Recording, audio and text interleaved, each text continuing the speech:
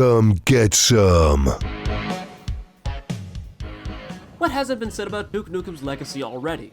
The series first broke into the gaming scene in 1991 with the series creator 3D Realms aptly named Duke Nukem, followed up with a generally more liked sequel, Duke Nukem 2.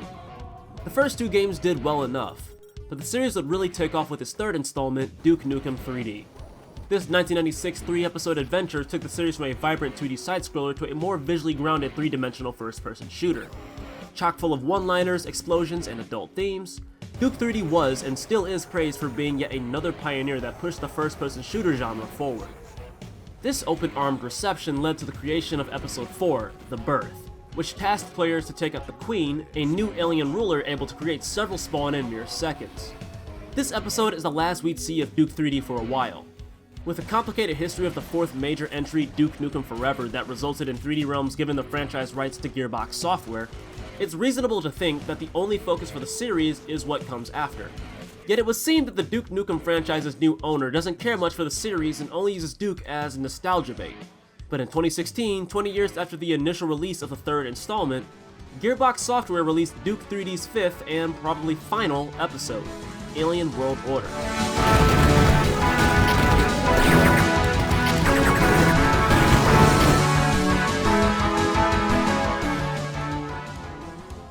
Following the death of the Queen, the aliens stopped trying to first take over the USA and focus on deploying their heaviest platoons across the world to attempt gaining distance from Duke and still take over the Earth. Duke then sets out to stop the invasion. That's it. Duke Nukem 3D was never a narrative-heavy game, but Episode 5 struggles to hit even Episode 1 to 4's bare minimum, and I'll say why later on. With this video only covering the final portion of a now 5-episode title, I'm going to put more focus on the levels themselves and what's new. But in case someone out there needs a Duke 3D crash course, levels are big, complex, and often require blowing something up to dust. But don't confuse the last selling point with the idea that this game's a series of mindless, high-octane action. Trying to go gung-ho in levels is a bad choice, since most enemies hit fairly hard and certain foes are able to effortlessly kill a poorly positioned player. Explosive weapons are a player's best friend due to being able to quickly dispatch groups of these dangerous targets and heavy-duty enemies. The double-barreled rocket launcher called the Devastator is particularly good at this. That's the cliff notes for the average D in 3D experience. And before somebody asks, yes, this is not being played via the 20th Anniversary World Tour Edition.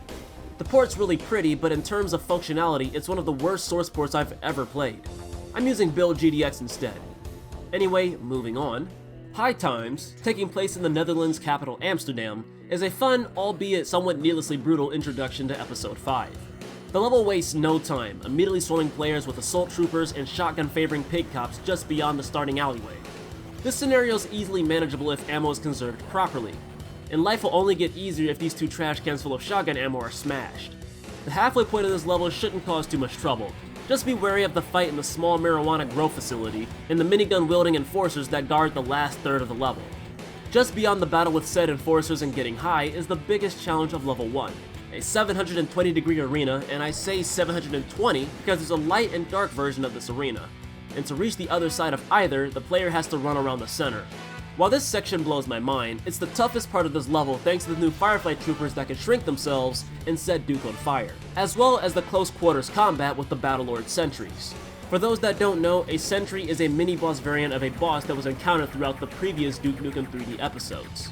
The sentries are bigger trouble than the Fireflies, since taking them out requires exposing oneself at a short to mid distance from them, which is lethal when it comes to these minigun-toting grenade-launching hulks. Although it gets a little too confrontational near the end with the pushy light-on-cover arena, High Times does a good job of setting the standard for the rest of Episode 5. Things only get tougher in Red Ruckus, taking place in Moscow, Russia. Everything starts off manageable with a basic fight in the street, a slightly more intense skirmish in a grocery store, and a clash with some pig cop tanks. But the level goes wild once the hidden bunker beneath the aforementioned store is reached. This section introduces the Incinerator, a weapon that can quickly defeat grunts, but otherwise takes too long to kill with, and its shots have to be fired in an arc. And with Duke 3D's physics already being as weird as they are, I hardly use this weapon. As for the actual section itself, the bunker's layout is claustrophobic, so dangerous enemies like the Enforcer thrive in this environment. I enjoyed this ramp up in difficulty, spare the encounter with the two Overlord sentries. Overlords rapidly fire rockets at the player, which doesn't translate well in claustrophobic environments, since this advocates a sluggish cycle of running around in a circle while occasionally taking potshots. Further into the level waits 2 more Overlord sentries and a Battlelord sentry, and this fight's hardcore, since the Overlords are much more keen on seeking out Duke and firing rockets, and the Battlelord will blast away if one attempts to widen the gap from the Overlords, so dashing in and out of cover is the most reasonable option. Red Ruckus is good at keeping the adrenaline flowing, even if I find the halfway point to be unreasonably difficult. Bloody Hell, set in London, England, is a more open-ended map that I don't find bad, but it partially lacks some punch. The first half, specifically the open-ended section, has enemies placed in a semi-single file manner, and while I don't mind an easier level, the stakes become awkwardly low when targets are coming at Duke almost one at a time, and gets even lower when enemies are on the opposite side of a scenario. The fight against the Cycloid Sentry highlights this issue, as by the time it sees Duke, the player will have likely killed all enemies along the path thus far, and the Sentry's only reinforcements, which are scarce to begin with, are far enough that there is more than enough time to kill him without any notable interference. The problem isn't necessarily that enemies are being tackled in bursts, because constant swarms of foes would be exhausting, but more space beckons more strategy, and Bloody Hell struggles to deliver on the status quo. The second half is somewhat better, having more tightly designed rooms, although its layout is fairly straightforward. The final battle inside the chamber of the House of Commons, albeit somewhat frustrating, is a fun antithesis to the battle on the outside. This boss fight against the Cycloid brought to my attention just how fast rockets move in this game, thanks to this room's circle strafe unfriendly geometry, so it pays off to be patient during this fight. Bloody Hill has its moments, but the less interesting layout combined with its dull color scheme makes this level my least favorite of the first 3. Mirage Barrage, located in Giza, Egypt, is one of, if not my favorite level in the episode. The road to the pyramid is a thankfully easy to comprehend maze crawling with close encounters. Players are rewarded for inquisitive exploration of the small labyrinth, since enemies are often grouped closely together as they wait for their chance to ambush, making them prime targets for explosives. After examining the bloody corpse of Serious Sam and blasting open an entrance into the pyramid, the level slows down for a scenario where the player has to reveal 5 buttons, representing 5 elements, with Duke predictably being the last. This part can be brutal, since the areas containing the triggers for buttons 2 to 5 are so cramped that Duke's practically kissing the aliens. But prioritizing the most dangerous enemies in the room and gaining what little safe distance is possible with explosive weapons should save a headache or two. Predictably, the level ends inside a spaceship referencing the aliens built the pyramids conspiracy theory, and this part also acts as an arena containing 2 Battlelord sentries and a lot of enemies. The cover here is much more gracious than High Time's suicide-endorsing final encounter, and this makes for a more reasonably designed battle. As tough as it can be, Mirage Barrage is a gift that keeps on giving with its tight and satisfying pacing that's a big step up from the level before. Secret level Prima Arena, set in Rome, Italy, is the only map in Alien World Order I find to be bland. Perhaps this level was doomed from its concept since the entire map has to be built around a circular location. Naturally, there's a major encounter in the middle of the arena, but the level designers choosing the Battlelord as the boss for this clash wasn't a good idea. The Battlelord in concept was clearly designed with cover in mind, and the level geometry throughout the 5 episodes generally reflect this when he shows up. So instead of running around in an exposed area, it only makes more sense to stay indoors and whittle his health down. The Overlord or Cycloid would have been more suited for this arena, although the area would likely have to be expanded to accommodate for splash damage since both the Overlord and Cycloid fire rockets. The rest of the level has Duke fighting an Overlord sentry for a yellow keycard, and before you know it, the level's over. I gave level 3 a hard time mostly due to its weak enemy layout, but it at least has a fun start and finish to it. Prima Arena is just uninteresting and feels unfinished, honestly, especially considering how short it is. Tour de Nukem, set in Paris, France, redeems this quality drop from the last level. Mostly. The beginning of the level mimics High Time's aggressive battle in the street, although the extra ammo and guns make it not nearly as daunting. The follow-up to this start is a fight set between a bar, a coffee shop, and a liquor store.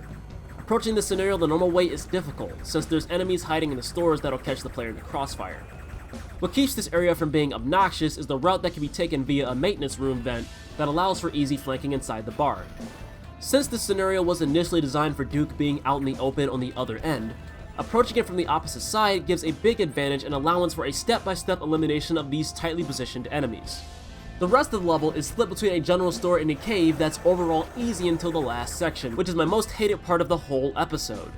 Putting the Battlelord, that is, the boss version with more health, In this cramped room with a hard-to-hit rocket-firing assault commander in the corner, and Courage is hiding either in the hole leading to this room or behind the two pillars in the back. The dilemma here is that while the pillars allow for more damage to be done, they're both near corners and a wall, which means that the Battlelord can exploit this tactic with its grenade launcher, and despite the hole being safer, jumping in and out to take shots just takes more time. Either way, this fight is tedious. Tour de Nukem is a fun level overall, but that last section is a glaring stain.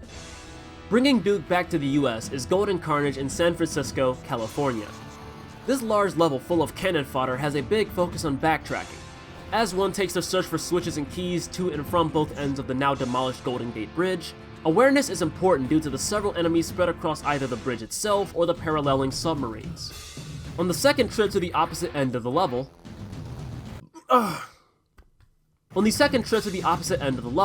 yet another Battlelord sentry in this episode waits for an ambush. The vehicles provide more than enough cover, so this should be easy. Two more Battlelord sentries guard the red key that'll put players in the final stretch, but with the roof of this building being so wide, it's easy to avoid taking damage, so this fight isn't a problem. But this is Alien World Order, so the catch here is that the final room is a massive hall of death filled with multiple grunt level enemies backed up by yet two more Battlelord sentries. This big battle isn't as suffocating as it sounds, as a well-conserved Devastator makes light work of this big wave of foes. The only problem is that by the time this fight is over, ammo for heavy weapons like the RPG will have been mostly, if not completely, sucked dry, which can lead to some trouble in the final level. Although not as remarkable as levels like Red Ruckus or Mirage Barrage, Golden Carnage is a good test of awareness and crowd control, and thematically fits a nearly concluded episode. Hollywood Inferno, set in LA, California, starts with a literal uphill battle. Not much trouble will be had until the final Battlelord sentry of the game shows up. For the record, I am so tired of saying the word Battlelord. With this section being linear, the Battlelord will continuously push the player back, so it's good to take this thing out ASAP. Following this encounter is a fight against two Cycloid sentries, but with verticality being a Cycloid's major weakness, taking the high ground on this bus makes them near harmless. Down the tunnel are the final two Overlord sentries and some Octobrains, which I don't have much to say about other than that strafing and jumping is effective. At the end of this level is the new alien ruler and leader of this world-scale assault, the Cycloid Incinerator, the final and unquestionably worst boss in the game. His gimmick is that he can spawn fireflies and spray streams of fire and blast fireballs, but he just isn't a threat. What sets the Cycloid Incinerator back is that his coding is identical to the Cycloid Emperor's, which results in him trying to fire rockets when he literally does not have a rocket launcher, meaning that he's trying to use a short-ranged flamethrower at long range. So to win the fight, just back away and shoot. A big battle beneath the Hollywood letters is possibly the most Duke Nukem thing I have ever seen, but that doesn't save this level from being an overall disappointing conclusion. So what did I think of Alien World Order overall? Honestly, for as impressive as it is, it feels rushed. One of the first dead giveaways is how sloppy some parts of these levels can be. The Battlelord in particular is used partially or completely counterintuitively on several occasions despite being built for more specific circumstances. The other sign of Episode 5 being pushed out the door with haste is how linear most levels are. As a general rule in Duke 3D, if there was a door, even if locked, there was a way in. There are countless doors in Episode 5 that don't yield anything beyond them, which just feels wrong. Linearity isn't inherently bad at all, but to go from fully explorable environments to more restricted progression goes against the standards set 20 years prior. This is why I took a liking to Mirage Barrage so much, since it focused more on exploration in a fashion akin to previous episodes, and by the time it got more linear, I didn't mind, as it had done its job, even if without buildings. The upside to these more linear levels, however, is that it's hard to get lost, which means the more straightforward level design makes Episode 5 higher on replayability. Setting aside level design ethics, almost every level revolves around the same concept. They start in a humble location and end in an intimidating, large, and difficult arena. I'm all for the occasional Iceberg levels that contain something the player couldn't have been ready for, but when 7 of 8 levels end with a big battle with mostly enemies you've already seen, the wow factor starts to weaken. I mentioned earlier that Episode 5 struggled to hit the bare minimum for the game's narrative standards, and that's due to the fact that there's no real objective in Alien World Order other than just kill all of the aliens. Ultimately, the point of this entire game is to kill all aliens, But before, players would see how our beloved protagonist would go about doing this and the trouble he runs into along the way, such as stealing a submarine to reach the Battlelord, or the fact that the Overlord and the alien's own mothership was used as bait to lure Duke away from Earth. The course of events in Episode 5 lack consequences, and with not a single level having a correlation to another before and or after like in Episodes 1 to 4, every level feels like a narrative reroll. Imagine the pinch of charm that would come from hypothetical situations, such as examining a computer monitor in the Russian bunker and learning that the aliens are in London, or perhaps the spaceship from Mirage Barrage is hovering over Rome before Duke accidentally crashes it in Paris. Just saying, a little extra flair would have made a big difference. The biggest story gesture Alien World Order makes is this gif we get at the end of the game showing the aftermath of Duke cutting off the Cycloid Incinerator's balls and roasting them over an open fire. Expanding the story of a game with a new conclusion that's an anticlimactic gif is something I can't see anybody but Gearbox Software doing.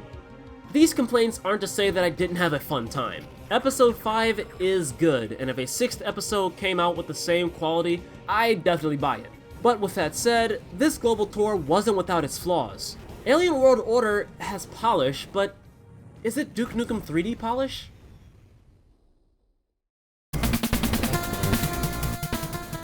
Hey, thanks for watching the video.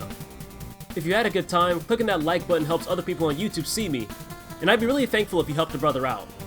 If you're interested in more content from me, there's a nice and friendly subscribe button down below, and it touched my heart if you stuck around for some more. Be sure to follow me on Twitter if you like updates and questionable jokes. And I've got a Discord server that I'm always checking, so it's really easy to get in contact with me over there. That's it from me. I'm RoberOnocle, and I'll see you guys next time. You all take care.